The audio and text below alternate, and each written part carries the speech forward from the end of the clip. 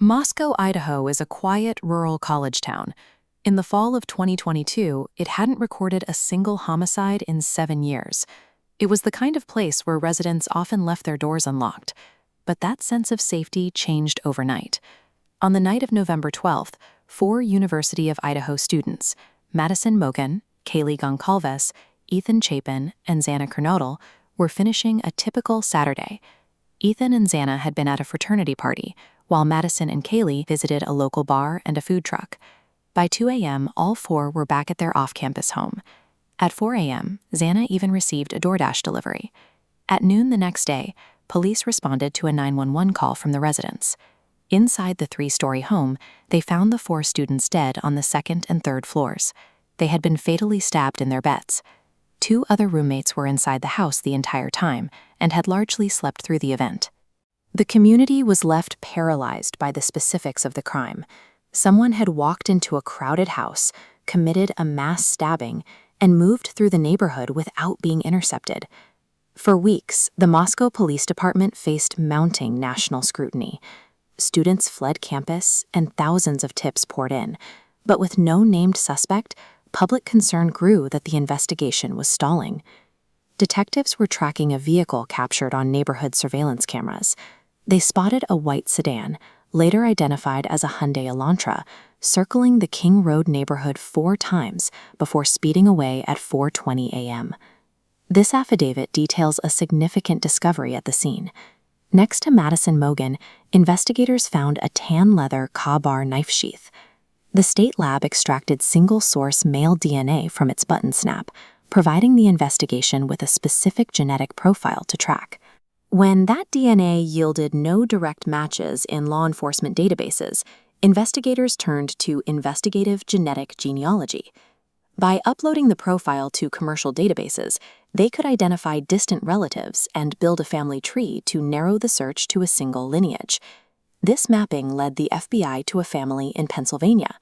From there, they identified a son who lived just 8 miles west of the crime scene. His name was Brian Kohberger. He was a 28-year-old living in Pullman, Washington, and he drove a white Hyundai Elantra.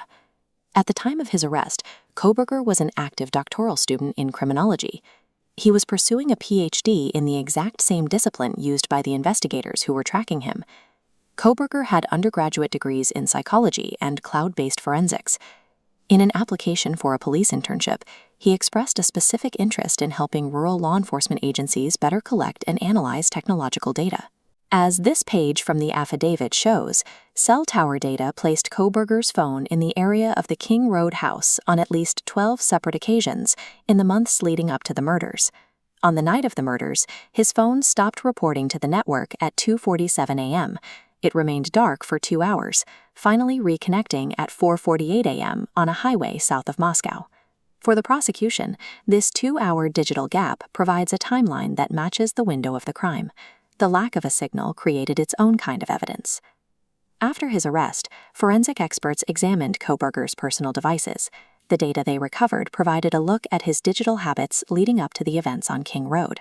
While he had taken steps to clear his digital history, investigators recovered autofill data and browser logs.